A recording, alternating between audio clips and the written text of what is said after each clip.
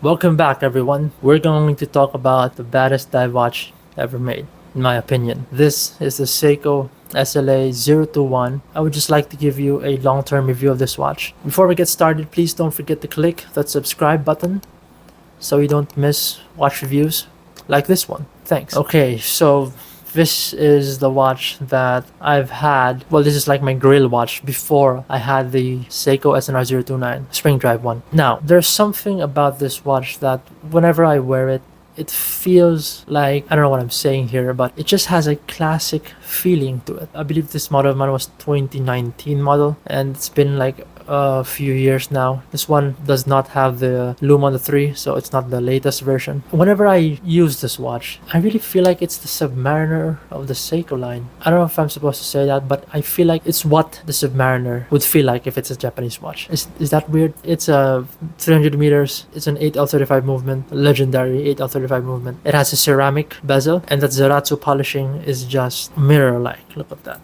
Come on. The movement can only be accessed from the front, which is a hassle, but I'm never going to open it by myself. I'm going to have it serviced. And so far, I have not yet had the chance to have it serviced. And I don't know, it just has a charm that is different from the LX.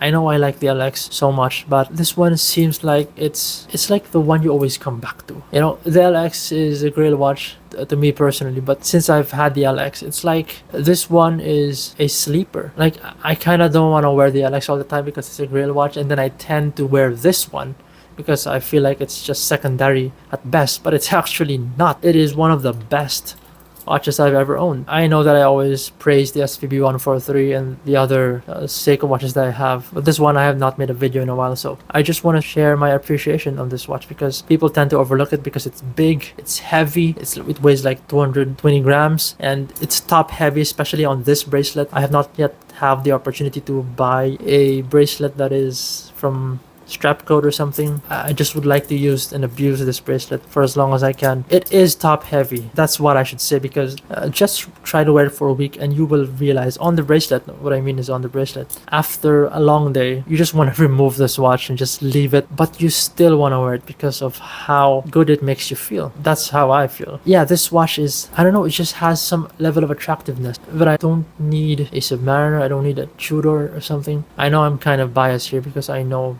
only Japanese watches, and to all those Rolex fanboys and Swiss fanboys right there, yeah, that's just how I feel about it. And can you imagine the price of this is $3,000, let's say $3,200, and I know it's not chronometer certified, but it is an amazing watch to have. I just love it so much, and when I think about it, when I bought the LX, I really thought that I would appreciate the LX more, which I did, but it made me appreciate this one even more because of how solid it feels. The stainless steel is just, I like the weight. It gives a more premium feel. The LX feels the best of the best, the lightest of all. Sometimes it's just too light that I just find it kind of not proportioned to the look of it.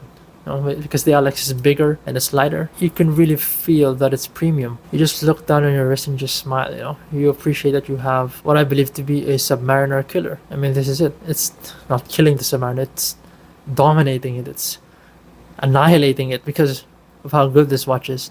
It's just underrated because it's a Seiko. And let's keep it that way.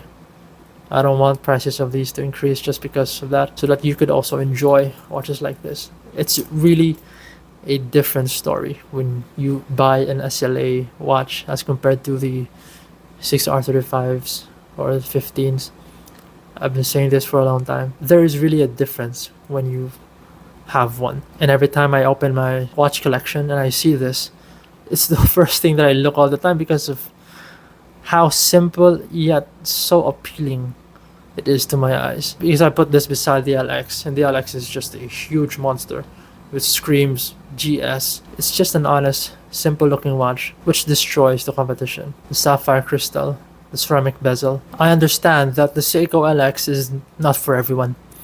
It's expensive, especially on retail, and the size might put them off a bit. This one is just legendary. Some people don't like the X, the prospects right there. I don't really mind it. This watch is just the best Seiko diver money can buy. The LX is something that is for the die-hard enthusiast like myself that would just like to see a diver with a spring drive, but this one is for someone who just wants an excellent Seiko dive watch on their collection with grand Seiko finishing. When I see them, I see the LX as like a premium watch that I just want to wear seldomly, and this is what I tend to go for most of the time, and I kind of appreciate it even more, as crazy as it sounds, because through me purchasing the LX, I'm reminded that this is still the baddest dive watch Seiko's ever made, hands down. There we have it, guys.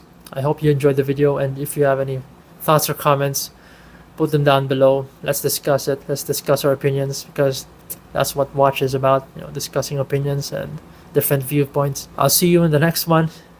Stay safe.